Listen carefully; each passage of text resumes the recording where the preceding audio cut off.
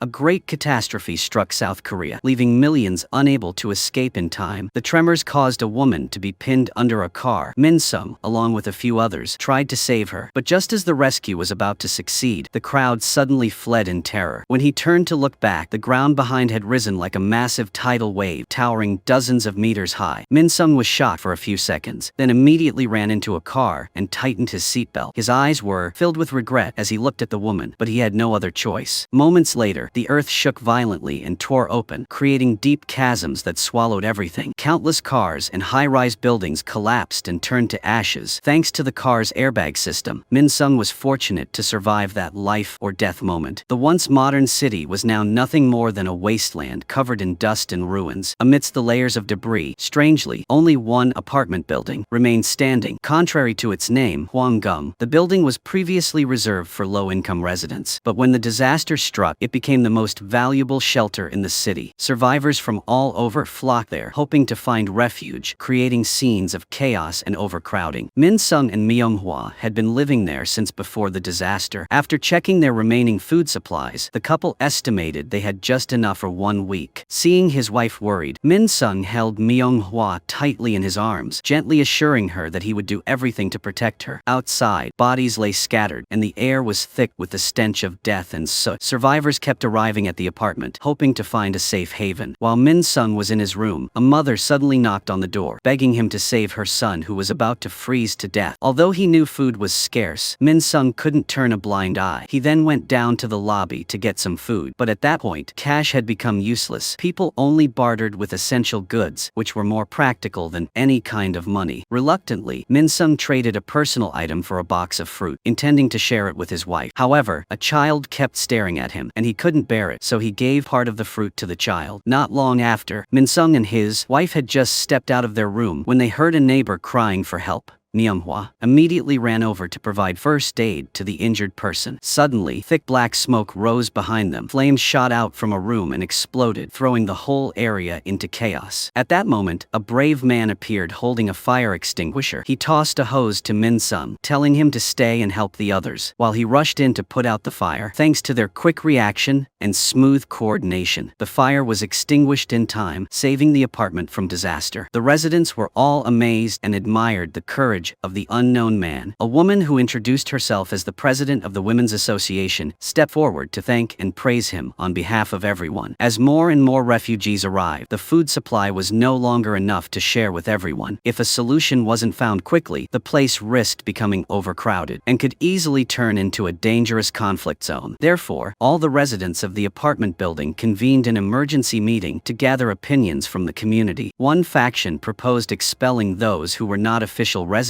They believed that if outsiders continued to be sheltered, the situation would soon spiral out of control. However, another group, representing the voice of humanity, opposed this idea. They called for allowing the refugees to stay temporarily while waiting for rescue, arguing that going outside in sub-zero temperatures was no different from facing death. Both sides kept debating, each with their own reasoning, leading to tense arguments that lasted the entire session. Amid the chaos, the president of the Women's Association urged everyone to remain calm so they could analyze the issue together. She pointed out that most of the people seeking refuge were residents from the wealthy neighborhood nearby, people who had once looked down on those living in this apartment complex. However, if the situation had been reversed, perhaps they too would have ended up on the streets by now. Hearing this, Myung-hwa raised her hand to speak. She said that everyone should support and help one another. But before she could finish her thoughts, a man loudly criticized her. He feared that if outsiders were allowed to stay, the place would soon fall into chaos. Faced with the tense situation, the Women's Association president turned to Min Sung, who was a well-educated government official. They hoped he could offer a reasonable and fair solution for both sides. At a time when the group needed a concrete plan, Min Sung began rambling about building a system and organizing a structure, which left everyone confused and unable to understand what he was talking about. What the residents needed at that moment was a true leader, a strong figure capable of guiding the community in the right direction. According to to the president of the Women's Association, a worthy leader had to be someone willing to sacrifice, who was responsible, and who thought of the community. After looking around, everyone unanimously turned to the man who had once risked his life by running into the fire. That soot-covered firefighter stepped forward and introduced himself as Young Tak. He was currently living with his mother in apartment 902. After being entrusted with leadership, he immediately organized a secret ballot to let everyone decide whether to allow the refugees to stay. The results were announced, and the majority voted to expel all refugees from the building. But a new issue arose: how to carry out the decision effectively. After observing the situation, Young Tak approached Min Sung to discuss. Soon after, they gathered a group of strong young men in the building and proposed forming a security team. Their mission was to maintain security and prevent outsiders from entering. The group had to drive out anyone who was not an official resident of the building. Though they felt uneasy, they were forced to put aside their emotions for the sake of safety and the dwindling food supply. Early in the morning, Young Tak used a loudspeaker to call the refugees to gather in the yard to receive food aid. Once everyone had assembled, the security team, armed with weapons, immediately formed a blockade in front of the building entrance. Young Tak stepped forward and announced that only official residents of the apartment would be allowed to stay. As soon as the declaration ended, the crowd below erupted in fury. A man who claimed to be a district council member loudly protested and incited the crowd to revolt. Without avoiding the collision, Young Tak stepped down alone and demanded that the man keep quiet. However, the commissioner's assistant suddenly shoved Young Tak, causing him to fall to the ground. This immediately threw the atmosphere into chaos. Both sides quickly engaged in a fierce brawl. Despite being organized, the security team was too outnumbered compared to the group of refugees. After just a few minutes of struggle, the crowd surged into the main hall of the building. At this point, Min Sung was also pinned down by someone who nearly strangled him until he almost lost consciousness. Fortunately, Young Tak swiftly returned to rescue him. Shortly after, all the residents in the building rushed out in unison to provide backup, turning the tide of the situation. Amid the chaos, Young Tak was struck from behind with a wooden stick, leaving him bleeding profusely. He struggled to stand up but was hit with another powerful blow. By the third strike, Young Tak finally blocked the attack and wrestled the weapon away. Roaring like a wild beast, he struck fear into everyone around, forcing them to retreat. Just as tensions reached their peak, residents from the upper floors began throwing objects down in support. This unexpected coordination boosted the morale of the security team below. Thanks to Young Tak's courageous fighting spirit and the unity of all the residents, the stubborn group of refugees was finally pushed out of the building. Though his body was covered in injuries, in the eyes of everyone, Young Tak was the hero who had protected the last remaining home. The enthusiastic cheers from the residents made him seem to forget all the pain in his body. Immediately after, the entire apartment building chanted the slogan he had initiated, an unwavering declaration that this was their home. No one was allowed to take it from them. The next morning, the atmosphere in the apartment was more lively than ever. Everyone eagerly prepared for the task of rebuilding the community. This marked the first golden era of a self-governed society. The first thing they did was re-establish the community rules. Next, they recruited more members for the security team to patrol and maintain order. The logistics team took charge of distributing food rations regularly. The maintenance team was responsible for monitoring electricity, water, and fuel. The medical team, where Min Sung was assisting, continued to care for the health of the residents. Though post-apocalyptic life remained full of hardship and challenges, with everyone working together, no difficulty was impossible to overcome. As for Young Tak, he continued to hold on to his optimistic belief and bright smile. It was like a silent promise that he would go on protecting life, peace,